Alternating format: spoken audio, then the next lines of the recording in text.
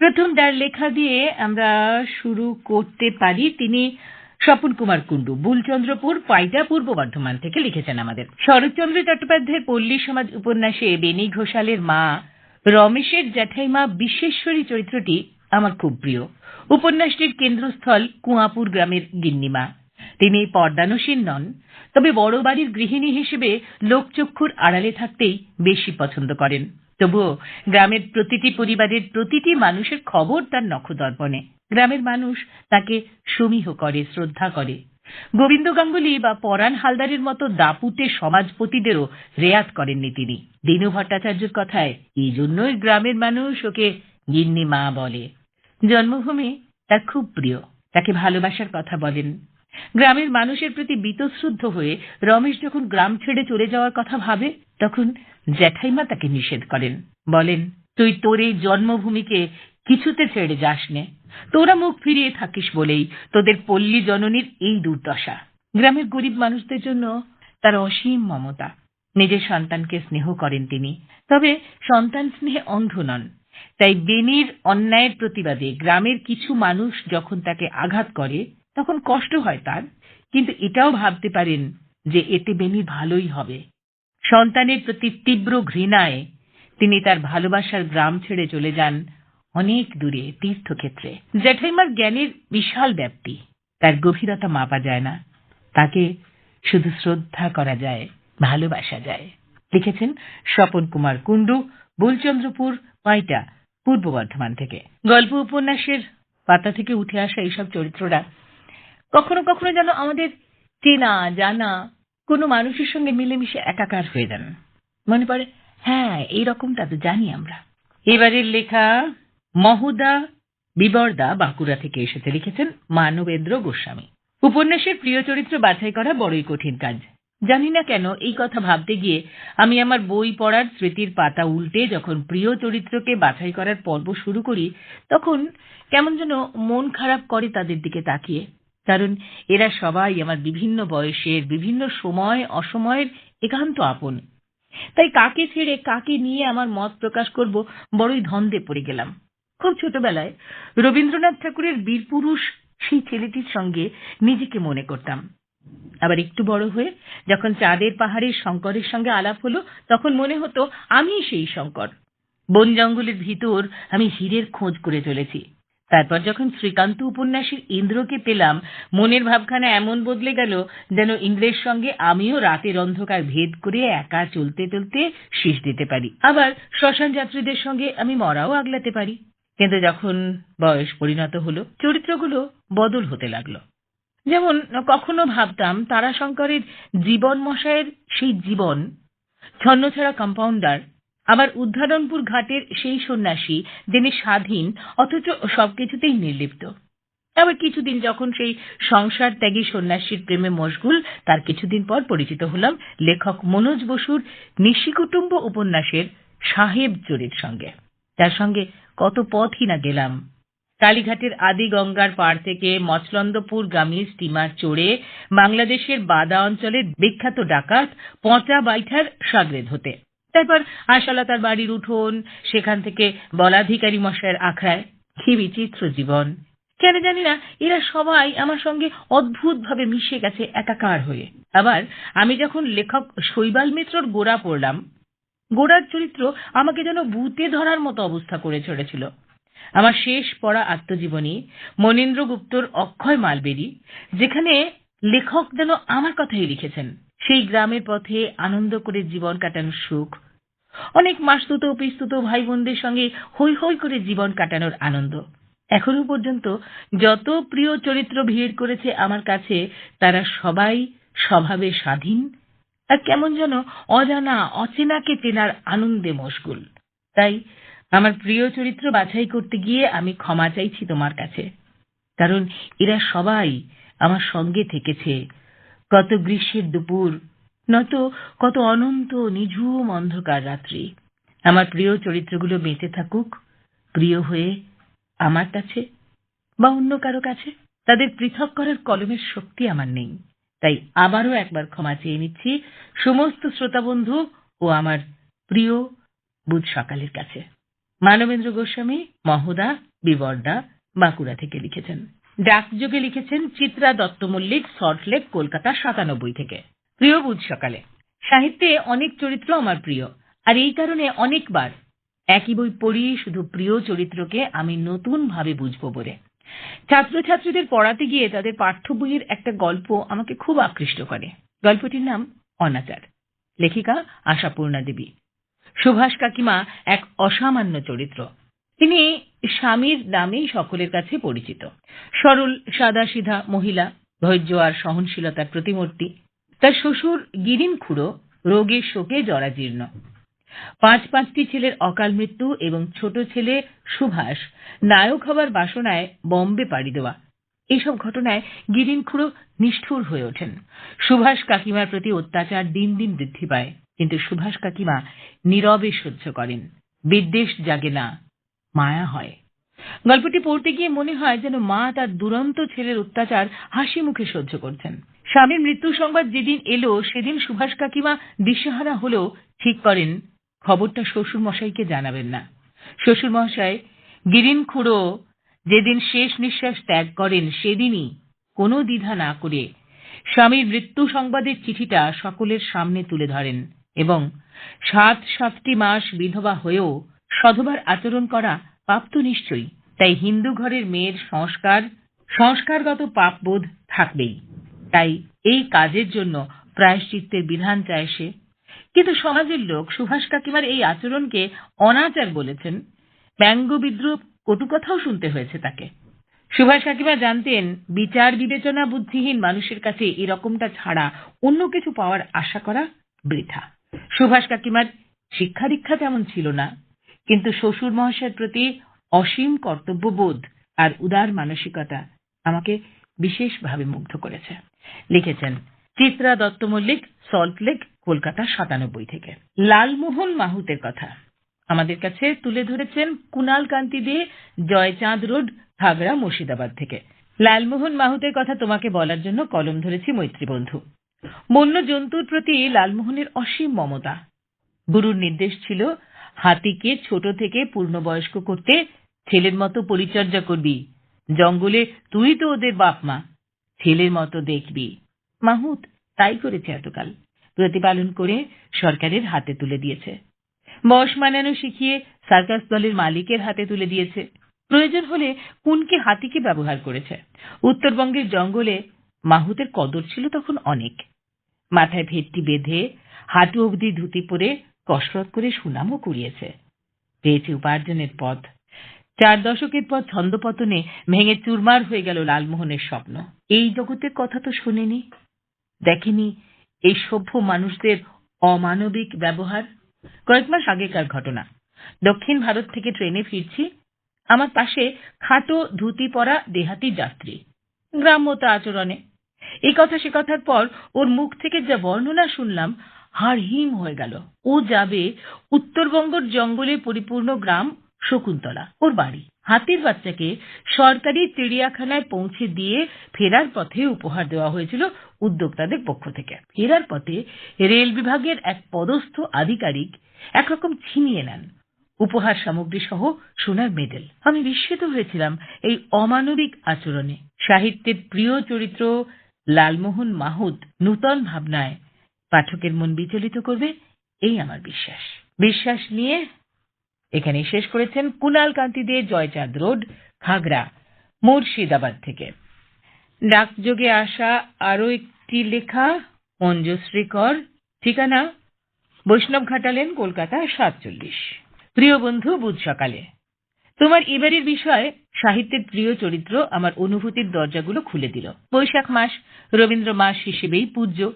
রবীন্দ্রনাথের কাবুলিওয়ালার মিনি, ছুটি গল্পের ফটিক, দেনা পাওনার নিরুপমা, পোস্টমাস্টারের রতন চরিত্র আমার মন ছুঁয়ে যায়।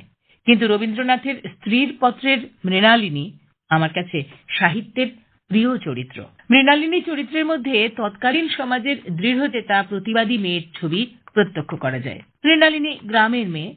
তার রূপের উপর ভরসা করেই বাপ ও মা কলকাতা শহরে নামী পরিবারে বিয়ে দেন। 15 বছর বিয়ের পর তীর্থক্ষেত্র পুরী থেকে সে তার স্বামীকে চিঠি দিয়েছে।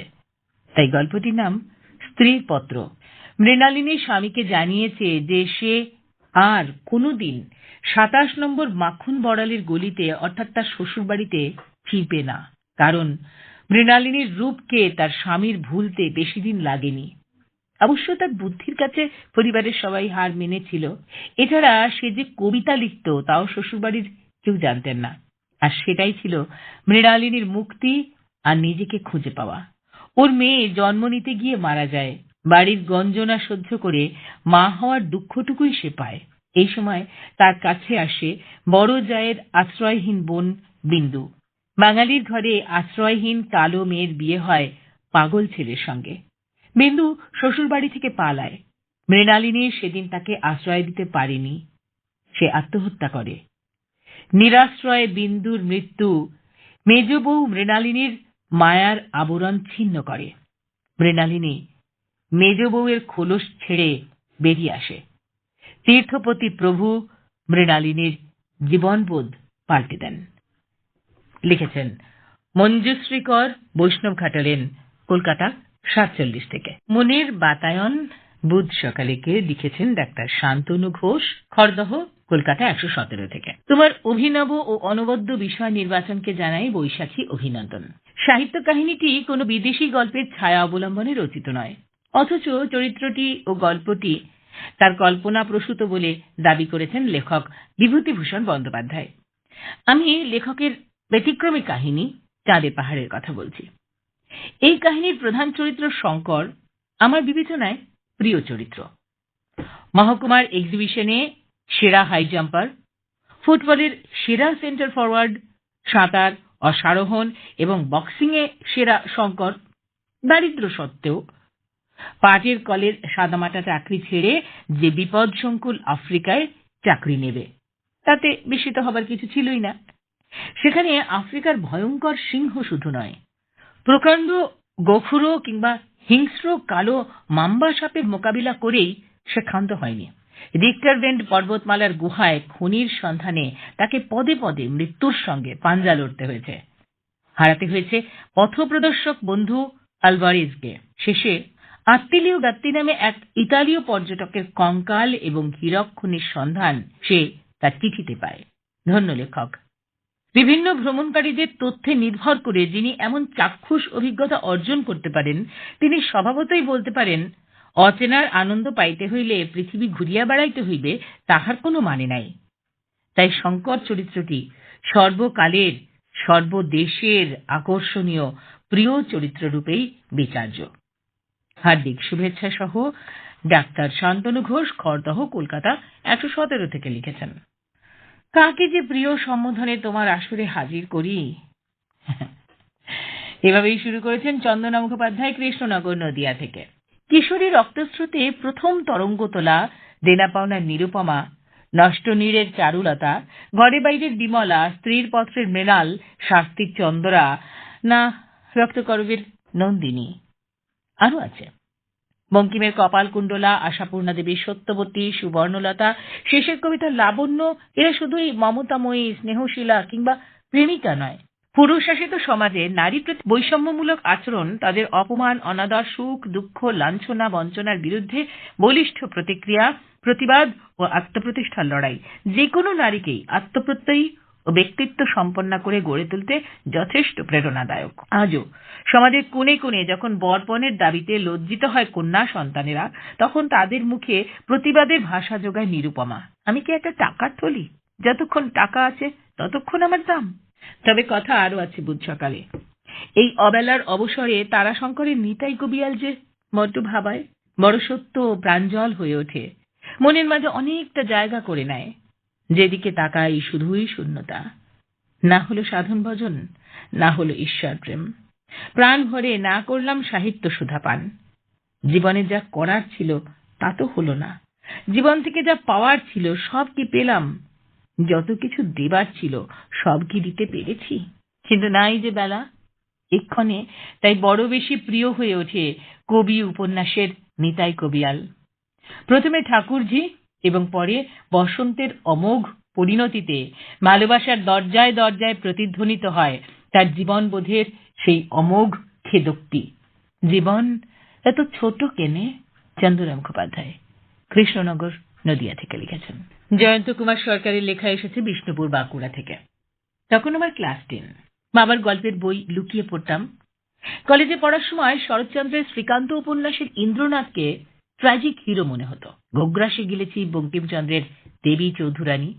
ভবানী ঠাকুরের হাতে প্রফুল্ল থেকে দেবী চৌধুরানী হয়ে ওঠার গল্প ভীষণ টানত।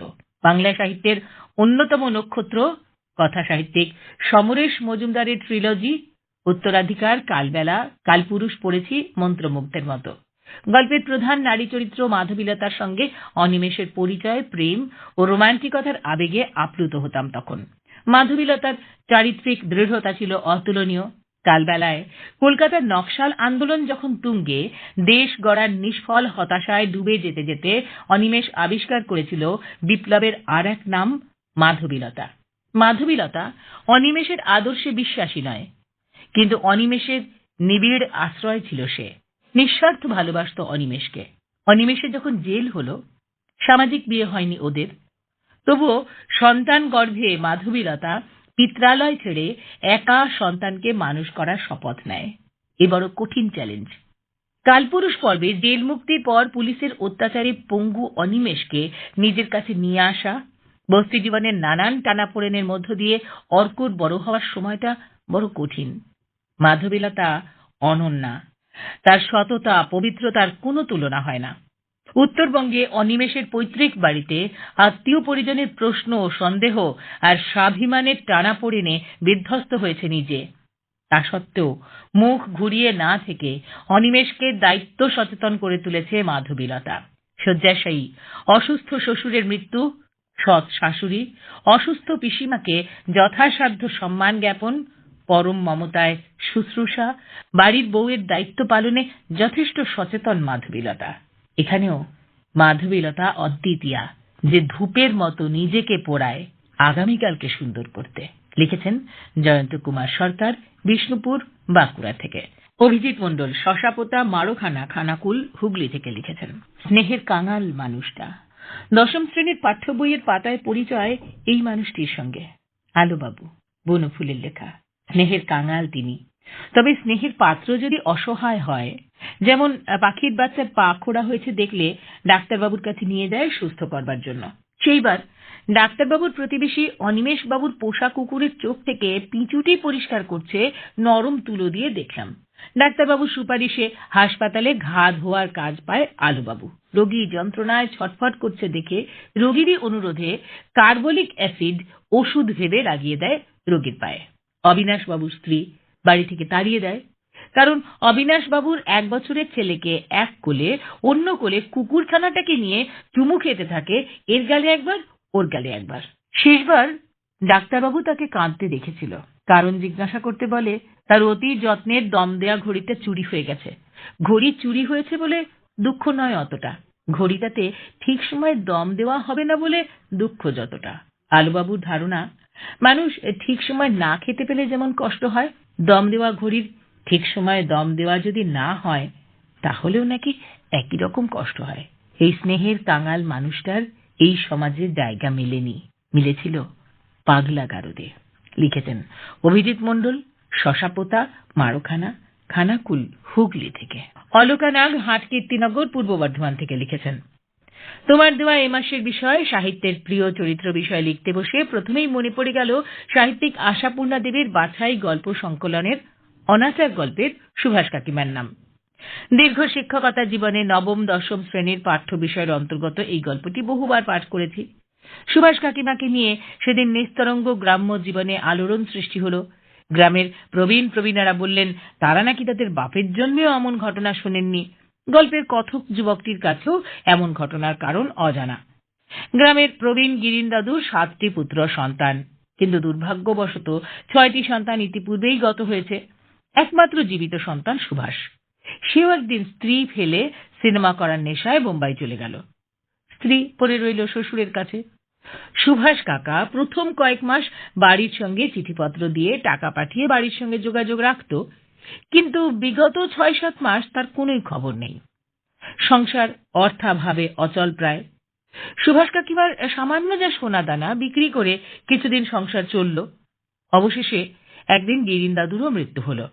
শ্মশান যাত্রার আগে বাড়ি ভর্তি লোকজনের সামনে সুভাষ কাকিমা ডাক বিভাগের একখানা মুখ খোলা পুরনো খাম ফেলে দিয়ে সকলের কাছে বিধান চাইলেন। পুরনো সেই চিঠি পড়ে সবাই জানতে পারল গত 7 মাস আগে সুভাষ কাকার মৃত্যু হয়েছে। সুভাষ কাকিমা চিঠিখানি গোপন করিয়ে নিজেও বৈধব্য গ্রহণ না করে সধবার জীবন যাপন করেছেন। সমাজপতিরা এটিকে ঘোরতর অনাচার বলেছেন। তারা নানা সমালোচনায় মুখর হয়েছে, অথচ এই দীর্ঘ 7 মাস তারা কিভাবে কাটিয়েছে তার খবর কেউ রাখেনি। আজ গ্রামবাসীদের কাছে সুভাষ কাকিমা অনাচারী মহিলা, কিন্তু তিনি এমন কাজ করেছেন কেবলমাত্র মৃত্যুশয্যায় বৃদ্ধ পিতাকে তার শেষ সন্তানের মৃত্যু সংবাদ না জানিয়ে মানবিকতার পরিচয়ই দিয়েছেন। আমার চোখে সুভাষ কাকিমা মহীয়সী নারী। লিখেছেন অলোকা নাগ, হাটকীর্তিনগর, পূর্ব বর্ধমান থেকে। পঠিত সাহিত্যের প্রিয় চরিত্রদের মধ্যে অনেকগুলি তার প্রিয়। তার মধ্যে 2-4টির কথা আমাদের জানিয়েছেন সাধন বিশ্বাস, অম্বরপুর, মুড়িঘাটা, উত্তর 24 পরগনা থেকে। বিশেষত যে চরিত্রগুলোকে সাহিত্যিক সমাজ প্রগতির প্রতিভূ রূপে সৃষ্টি করেছেন, কুসংস্কার কুপ্রথার বিরুদ্ধে সোচ্চার হয়েছেন, ধর্মমোহে ধর্মান্ধতায় নিমজ্জিত মানুষকে সচেতন করে তাদের প্রকৃত সমাজ দর্শনে উন্নীত করে প্রকৃত বস্তু জগতের সত্য দর্শন স্বরূপ বিজ্ঞান মনস্কতা, মানবতা, যুক্তিবাদের দীক্ষা দিয়েছেন, সেই সব চরিত্রগুলোই আমার অতি প্রিয়। যেমন রবীন্দ্রনাথ ঠাকুরের গোরা উপন্যাসের পরেশবাবু চরিত্রটি। তিনি ব্রাহ্ম ধর্মের একজন মানুষ হলেও সামাজিক প্রগতিশীলতার অনেক কথা তিনি বলেছেন। যেমন, পৃথিবীতে যাহারা সাহস করিয়া নিজের জীবনের দ্বারা নব নব সমস্যার মীমাংসা করিতে প্রস্তুত হয় তাহারাই সমাজকে বড় করিয়া তোলে। যাহারা কেবলই বিধি মানিয়া চলে তাহারা সমাজকে বহন করে মাত্র, তাহাকে অগ্রসর করে না। অপরদিকে শরৎচন্দ্র চট্টোপাধ্যায়ের চরিত্রহীন উপন্যাসের কিরণময়ী চরিত্রটি আমার কাছে সেরা চরিত্র। তিনি তৎকালীন সময়ের এক নারী হয়েও সামাজিক অনেক কুপ্রথা কুসংস্কারের বিরুদ্ধে গর্জে উঠেছেন। যেমন বলেছেন, কোন ধর্মগ্রন্থই কখনো অভ্রান্ত সত্য হতে পারে না। খেতে শুতে বসতে শুধুই ভগবানের দোহাই আর ধর্মের দাঁত খিচুনি, সমস্ততেই গায়ের জোর আর চোখ রাঙানি।